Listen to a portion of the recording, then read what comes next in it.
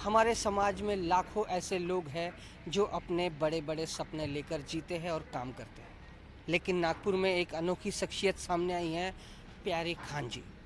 जी हाँ, एक auto driver जिनकी पढ़ाई भी बेहद कम थी, लेकिन कुछ ही चंद सालों में आज उनका व्यवहार और व्यवसाय जो है 500 करोड़ के पार कर चुका है। क्या वजह है? एक ईमानदारी, नेक दिली और नमाज। इसकी बदौलत एक ऑटो वाले से आज मर्सिडीज तक का सफ़र उन्होंने बड़ी खुशी से तय किया। हम सीधे तौर पर उन्हीं से बात करेंगे। इनका ये सफ़र किस तरह खुशनुमा रहा, क्या तकलीफ़ें हुई। जी प्यारू भाई, किस तरह एक ऑटो ड्राइवर से लेकर आज आपका करोड़ों का बिजनेस है, किस तक इस तक पहुंचा?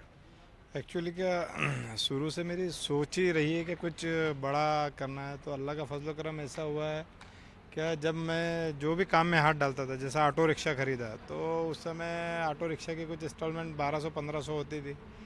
तो उस समय भी मैं मेहनत ज़्यादा करने लगा, तो अल्लाह के फजल करम से 6,000 रुपये इंस्टॉलमेंट भरता था।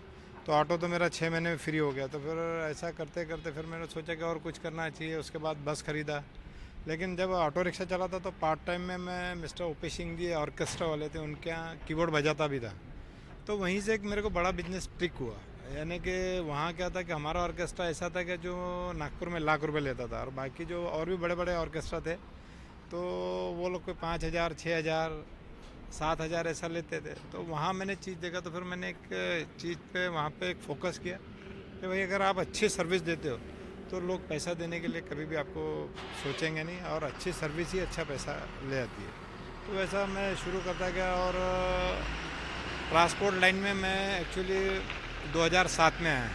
2004 में मैंने पहला ट्रक ख़रीदा और धीरे धीरे धीरे धीरे अपना व्यवसाय किया। तो पहले ट्रक का एक्सीडेंट हो गया तो मेरे दोस्त भाई मामा लोग बोले कि भाई अभी ये धंधा आपके हिसाब से नहीं है, आप बर्बाद हो चुके हो और आप ये ट्रक ले जाके फाइनेंसर को दे दो। तो मैंने सोचा कि जिस फाइनेंसर ने इतना रिस्क लेके, क्योंकि मेरा एरिया ब्लैक एरिया के इसमें सलम एरिया था, तो ब्लैक लिस्ट में आता था वो एरिया, तब भी वो एक फाइनेंसर ने मेरे पे भरोसा करके, विश्वास करके बोलो, एक 11 लाख रुपए का 2004 में उन्होंने पहला लोन दिया मेरे को। और जब 2004 में 11 लाख का लोन दिया और 6 महीने बाद गाड़ी का एक्सीडेंट हो गया, तो फिर मैंने सोचा कि अगर मैं लोन नहीं चुकाऊंगा तो उनकी इमेज ख़राब हो जाएंगी, क्योंकि उन्होंने अपने बैंक के रिस्क पे नहीं, अपने रिस्क पे दिया। तो फिर मैं गया, गाड़ी को वहाँ से उठा के लाया, बंदे को मार लगा था, उसको हॉस्पिटलाइज़ करवाया। गाड़ी बनाने के लिए पैसे नहीं थे, तो एक प्रेम बॉडी बिल्डर्स करके उनको रिक्वेस्ट किया कि मैं आपका पैसा दे दूंगा। उन्होंने विश्वास किया मेरे पे, उन्होंने उधारी में मेरी गाड़ी बना के दी और फिर वो गाड़ी चलाई। उसके बाद फिर 2005 में 2-3 गाड़ी खरीदी और धीरे धीरे गाड़ियाँ बढ़ती गई। और 2007 में मैं बुकिंग के बिजनेस में आया। अश्मी रोड कैरियर करके मैंने 2007 में अपना ऑफिस खोला। उसके बाद फिर काम करता गया। फिर केसी इंटरनेशनल में मिस्टर आनंद कुलकर्णी और विमल केजरीवाल जी है, इन्होंने मेरे पे बहुत भरोसा दिलाया, क्योंकि मेरे पास पैसा नहीं था। उन्होंने अपने अकाउंटेंट से बोला कि भाई ये बंदा काम करने में अच्छा है, इसको जितना पैसा लगता है इसको एडवांस में पैसा दो।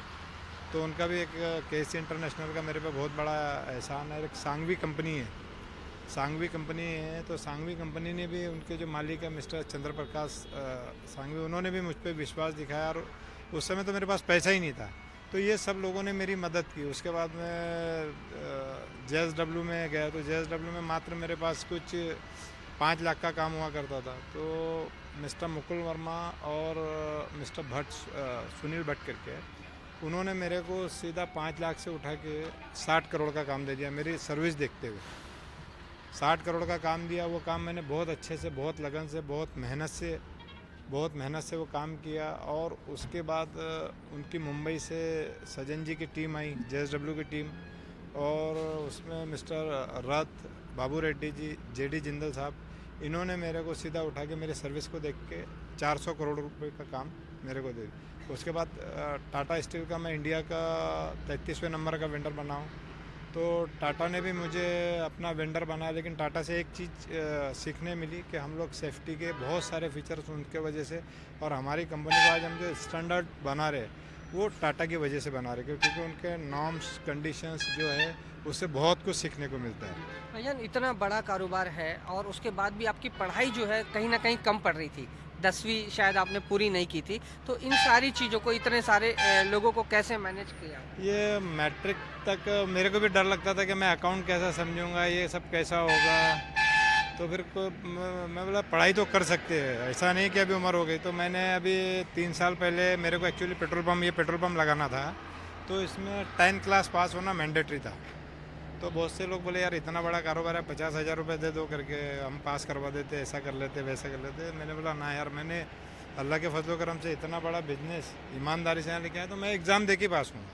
तो उसमें मैंने मैट्रिक का एग्ज़ाम दिया, तो फिर पहली बार फेल हुआ, फिर दूसरे बार भी फेल हुआ, मैं 2 बार फेल हुआ, और तीसरी बार अपने मेहनत से पास हुआ। अब आगे की पढ़ाई भी शायद आपका? हाँ, तो वैसा मैंने 12 का एग्ज़ाम दिया, 12 में भी 2 बार फेल हुआ, तीसरी बार पास हुआ, और अभी मेरा फर्स्ट ईयर का एग्ज़ाम अभी है जून में। जिंदल टाटा जैसे बड़ी कंपनियों के साथ आप काम करते हैं, 400 करोड़ का काम लेने वाले आप पहले ट्रांसपोर्टर हैं नागपुर के, और इस छोटी लेवल से लेके इस कद तक आए। क्या लगता है आपको, क्या ज़रूरी है एक कारोबारी के लिए? एक कारोबारी के लिए कमिटमेंट, एक सर्विस, ये बहुत ज़रूरी है। और आप मेरे जितने भी नए बिजनेसमैन, उनसे यही मेरी रिक्वेस्ट है कि वो बिजनेस में झूठ ना बोले। एक्चुअल में क्या, जो भी परिस्थिति हम पे है, वो हमारे जो क्लाइंट है, जो हम पे इतना विश्वास करके काम देते हैं, उनसे हम शेयर करें कि भाई देखिए आज मार्केट की कंडीशन ऐसा है, ऐसा है। तो वो लोग हमारी हेल्प करते हैं। अगर हम उनसे झूठ बोल के या कुछ गलत करके काम करते, तो वहाँ पे भी फिर वो क्या, उनकी इमेज ख़राब, उनके नज़रों में हमारी इमेज ख़राब हो जाती है, और वो फिर काम धीरे धीरे ऑटोमेटिकली कम कर देते हैं। आज हमारे को जो ज़्यादा काम मिलने का ये कि हमने उनसे सच बोला और अच्छी सर्विस दी। कड़ी मेहनत के साथ बहुत बड़ा आपका हिस्सा जो है नमाज का भी है इसमें, चूँकि रमज़ान का माह रमज़ान चल रहा है, क्या कहेंगे इस तरह? मैं देखिए कैसा है कि मैं जब भी ऑफिस आता हूँ, तो बिना नमाज़ पढ़े तो मैं ऑफिस आता नहीं, क्योंकि मेरे जैसे काम करने वाले तो हज़ारों लाखों होंगे। क्योंकि ये मेरे मालिक का ही करम है, ये क्या, जो आज मेरे को उसने इतना नवाजा नहीं, तो मेरे जैसे काम करने वाले हज़ारों लाखों है। तो मैं तो ऊपर वाले में बिलीव करता हूँ, मेरे मालिक ने जो दिया, नहीं तो मेरे जैसे काम करने वाले हज़ारों लाखों है। अगर बहुत लोग हैं, लेकिन मेरा उसके प्रति बहुत लगाव है। अल्लाह के रसूल पे मेरा पूरा भरोसा है, बस उसी की वजह से आज मैं यहाँ हूँ।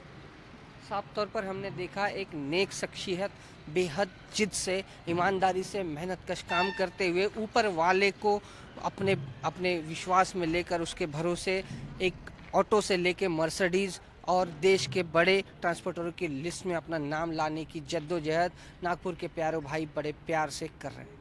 कैमरा पर्सन साईनाथ के साथ नरेंद्र पुरी, JK 24/7 नागपुर।